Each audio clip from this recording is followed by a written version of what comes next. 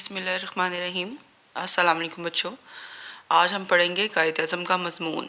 कायद अज़म पाकिस्तान की बानी हैं। आप पाकिस्तान के पहले गवर्नर जनरल भी हुए। आप कराची में 25 दिसंबर 1876 को पैदा हुए और वहीं 11 सितंबर 1948 को फोत हो गए।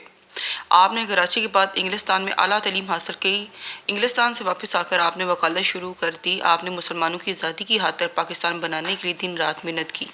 हमें कायदे-ए-आज़म और उनके असूलों को हमेशा याद रखना चाहिए और इस पर अमल करना चाहिए। इसी में हमारी कामयाबी है, क्योंकि कायदे-ए-आज़म के असूलों पर अमल करके ही हम अपने वतन को मजबूत और खुशहाल बना सकते हैं।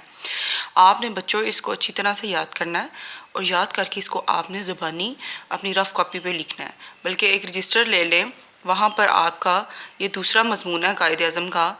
पेज नंबर आपका 140 है। आप इसको ज़ुबानी याद करके लिख लें और छुट्टियों के बाद मैं इसको एक दफ़ा चेक कर लूँगी।